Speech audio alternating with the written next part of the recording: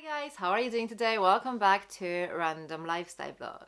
If you're new here, my name is Paulina. This channel is all about beauty, and since we're in January, let's talk about the best and the worst fragrance releases of 2024. So I prepared 5 of each. 5 of fragrances I find the best this year, and 5 that, let's say, were a little bit disappointing. Of course, this is all based on my personal opinion. Fragrances are very personal in general. We all experience in our own very unique way.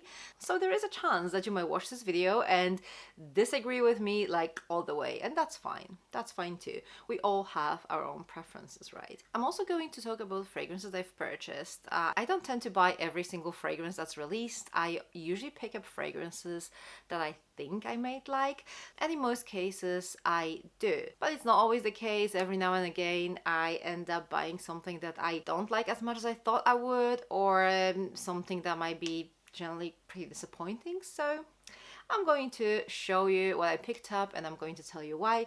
Let's start. So the first fragrance I need to mention is this one over here, Zadig and Voltaire. This is Really Hair. And I know they're not particularly creative with their names, but as far as the fragrances go, they seem to do a really good job most of the time. I love the fact that the flankers of This Is Her fragrance tend to be quite different. So if you want to have the whole collection, I mean, it's fine. You're not going to see that many similarities. But this 2024 fragrance was truly unique. Honestly, guys, this smells like a niche perfume. It is stunning. So this is a rose patchouli fragrance, a little bit spicy, a little bit aromatic. There is a little bit of this kind of like a syrupy sweetness because we have this honey note here, and on top of that we have this earthy chestnut note. This just smells so expensive. Love it. It's such a beautiful, unique fragrance. I just couldn't believe it was so good. Next up we have Miss Dior Parfum by Dior. So this fragrance, I mean, I was a little bit apprehensive as to whether I should buy it or not, because I'm not a massive fan of this Miss Dior range in general. I think most of these fragrances, especially the newer releases, smell pretty generic. But this one, wow. This is such a beautiful fruit fragrance. There's just something really timeless about this fragrance. It also has this wild strawberry note that brings me my childhood memories. This one is truly beautiful. Next up is by Dolce Gabbana, and this is Devotion Intense.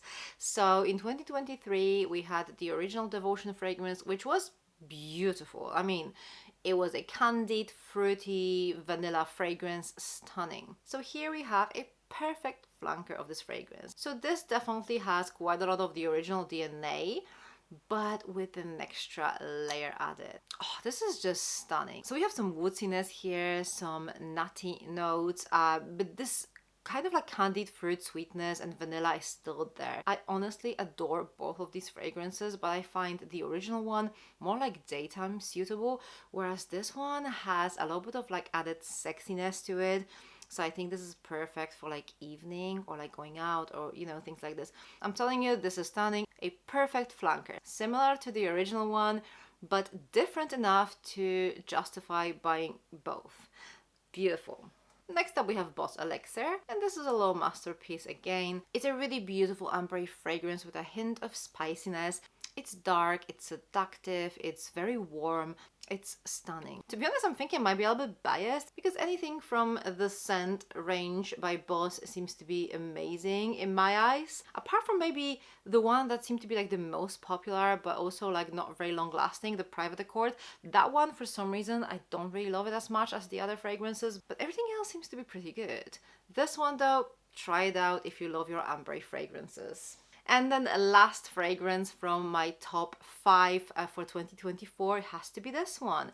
This is Lancome La Nuit Trésor Le Parfum. So this is like the most refined version of La Nuit Trésor. It's still sexy, but it's not as sweet as some of the previous La Nuit Trésor fragrances. It's a little bit more mature, it's a little bit more classy, not as sweet, but just as sexy. Really beautiful, sensual, warm fragrance. I love it. I think this is like a perfect night out scent for like pretty much all year round. Okay, so these were my top 5 fragrances. Now let's talk about the 5 fragrances that I felt a little bit disappointed with. And as I mentioned before, I don't tend to buy fragrances that I know I will dislike straight away. So it's very rarely that I'm like super disappointed with something. And I think this year there was nothing that was particularly bad that I really have to complain about, but I kind of easily managed to find some fragrances that were maybe just not as good as I wanted them to be. So let me show you what I picked up. Okay, so I'm going to start with this one over here. This is Armani MyWay Nectar. And I mean, there are two layers as to like why I'm not loving this fragrance. First of all, very much based on my personal preference. This is a very floral fragrance. Very floral fragrance with some added pear for extra brightness and freshness. And you know, it's just not my type of fragrances.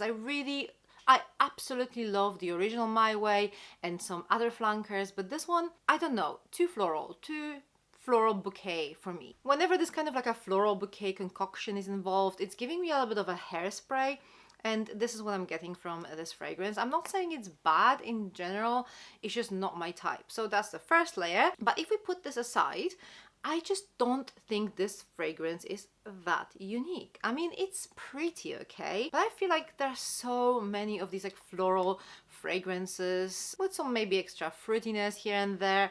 I just don't think there's anything that unique about it. I think it's pretty. I mean, even though I'm not a fan of fragrances like this, I still can appreciate how pretty it can be, but I just don't think it's that unique. So that's my biggest problem with this fragrance, and that's why it ended up being on this kind of like bad list. Next up we have Olympia by Paco Rabanne. This is Olympia Parfum, and I really like the packaging, and I actually really like the scent. This is a really nice ambery floral with some aromatic note. Very pretty. I actually really like it, but that doesn't really change the fact that I don't find this fragrance to be particularly unique. And the original Olympia, when it was first released, it was a pretty unique fragrance. Recently, their flankers have been quite different from the original scent, still pretty unique. I mean, the floral one, that was like a really beautiful patchouli. There was like a solar one as well a couple of years ago.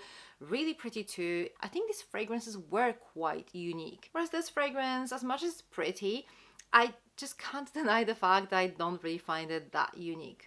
I like it. I do really like this ambery floral concoction. These aromatics here are really pretty. This is the type of fragrance I would describe as classy and elegant.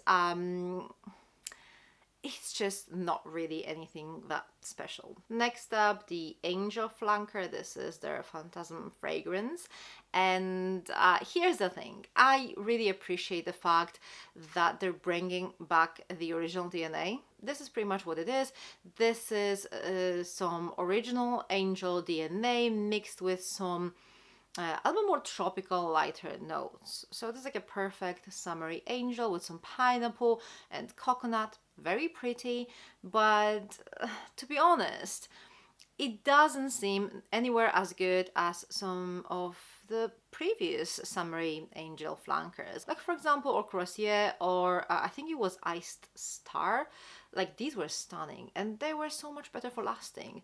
This fragrance, it seems like this is a step in the right way, but I don't think Mugler is there yet with their new fragrances. Hopefully this year's releases is going to be a bit better. I actually quite like the Alien 2024 release. So yeah, I can't really wait to see what they're going to release this year. Okay, our next fragrance here is Valentino Don Born in Roma Green Stravaganza. And again, this is a very pretty fragrance. If you like your jasmine tea, this is what you're getting. This is jasmine tea and some vanilla. Very pretty. It's just not that unique, you know? There are so many fragrances with tea and some florals that I feel like you have to add something extra for this to be unique. And as much as it's pretty, I just don't really think it's something I needed, you know? Nice, but nothing groundbreaking. And then the last fragrance I like to talk about is this one over here. This is Givenchy Irresistible, very floral. And one thing I can tell you, yes, it is very floral. So this is rose. This is a lot of rose combined with iris, with some lang lang, and with some ambrette. So I would describe this fragrance as this very ambery, powdery, a little bit tropical rose. I also find this fragrance quite mature, maybe even a little bit too much for my liking. But again, it could be just my personal preference. But even if we put that aside, I feel like same situation here. It doesn't really seem that groundbreaking. It doesn't really seem that unique. And listen, sometimes I receive a floral fragrance that just smells very unique, very different from whatever else we've got. So there's like literally no excuse that the floral fragrances have to smell generic. Whereas, you know, sometimes that happens. And I feel like this is what happened here. Okay guys, so this is everything from me. These were the best and the worst fragrance releases of 2024 in my opinion. What do you guys think? Do you agree with me? Do you disagree with me? Let me know your thoughts in the comment section down below. Thank you very much for watching. For more fragrance related content, check those videos over here. I'm going to see you very soon. Take care. Bye.